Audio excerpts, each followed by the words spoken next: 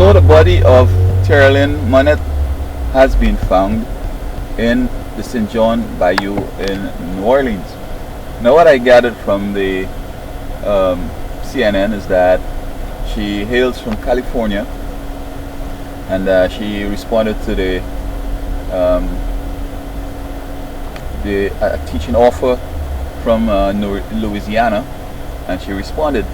But you know, Louisiana with its French heritage, basically, she sounds as if, or the French around there, the Monette sounds French, so somehow that French thing maybe appealed to her. But she went down there, and I understand she turned the class around from a low performing to a very successful class. Now, that in my mind is very crucial and is key. It could be the clan members who find that this class is improving now, and they might end up in Harvard and end up changing the whole dynamics down in Louisiana. All these little black folks, smart and stay away from drugs and from jail and clamoring for opportunities to make Louisiana a better place. They don't want that. Well, also, I think the easier explanation could have been she went to this bar and she might have continued drinking or drank or whatever and missed the bridge and run into the bayou. Or it could have been the clan's member that hijacked her down the road and put her car in the bayou. Because you see, why I'm looking at this clan thing, I recall when I was living in Jacksonville, Florida.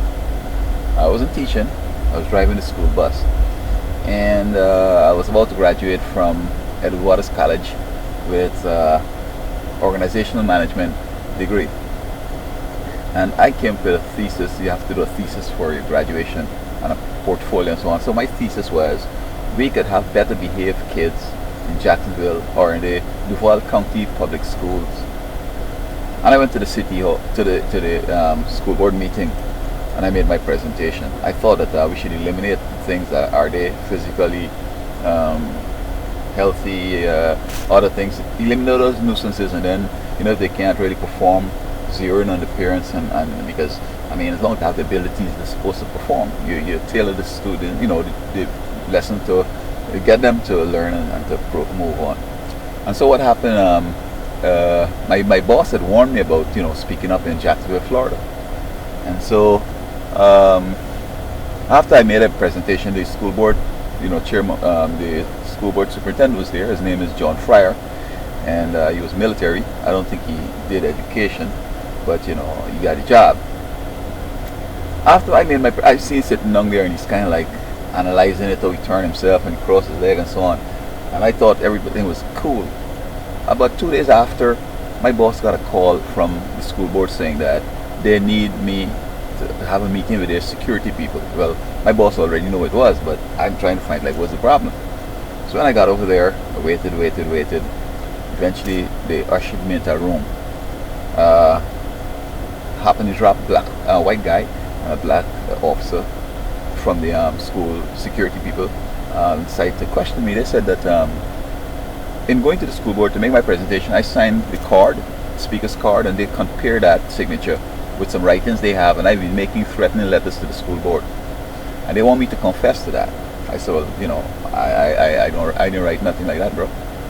They said, well, man, listen, you can't drive the school bus, you can't go on the school compounds, you can't play basketball on the school property, you can't come to this building, you can't go nowhere in this the whole county with the schools. You better help us out here now. And what will happen is that we can help you out. You confess to this, you sign here, and you go on, and everything is good. I said, but I can't sign that, man. I didn't write that. I tried to hold it just to read it. He said, don't put your fingerprints in it because my fingerprints wasn't on it. Okay? And if my fingerprints get in it, it's going to be another issue. How my fingerprints got in it, of course, I touched the papers in there. So after I insisted that I'm not going to sign nothing that I did write any threatening letters, they say, okay, just sign this that you didn't do it and just go on. Now, I'll tell you what happened. Just before this, or let me see how I could explain this. What happened? But around that time, I can't remember the exact logistics. Around that time, a guy who hangs around the community, always coming and trying to sell me this and sell me that, and always want a couple of bucks and all that. Once he brought over a woman by me. He said, bro, I brought this lady for you, man. I said, bro, look, I got my girlfriend across town. I'm good. So he trying to persuade me that, this is girl for me. So I said, no, man, I'm not interested, bro. So he said, well, okay, here, Michigan, could we use your room? We want to get down, okay? So, yeah, we'll go ahead now, man. Because I'm scared, I can't tell him no, because I suspect he's government, I suspect he's, armed and all that. It could create problems for me. I mean, screwing in my house, it doesn't matter, I don't care, So he said, if you hear me going down, don't dig nothing. So I hear him, bram, bram, bram, bram. So, I know that, I've seen some ruckus stuff and I've done some stuff, but not that kind of action in the place. So when they left, I was kind of curious to what happened. So I started looking up in the chimney, looking all around, searching everywhere. I see nothing looking suspect. One Saturday morning, a window was boarded up inside and outside, and I saw, I pushed my hand through a little opening, and I felt something furry, and I pulled out my hand because I was scared. Now I know what it was. So eventually I pulled this thing out, and guess what came out? A Saturday night special, a silver special with a clip of bullets. Now, had I confessed that I did write these threatening letters, they had evidence that and I don't know what the threats were, but that gun would have given me some time in jail. I would have gotten maybe life in prison or 15 years or whatever. So I called the police and said, come, and I found the gun in my place here. And he came, brought a paper bag, put it in the thing. And would you believe that he went to the station and he did not record it? Because I went back another time. I'm trying to get a record of them receiving a gun from my place. There was no record. See what I'm saying? So that's how it is in the southern states there, Alabama, Louisiana, Jacksonville, Florida, where the clans are. And, it's a tragedy that basically she had to die for that. I strongly believe it's because of her achievements of helping these students to come up. And I mean, that class and all the other classes that passing through, she could have turned around the whole black community out in Louisiana over there, New Orleans. And so if this is the case, then it's such a tragedy.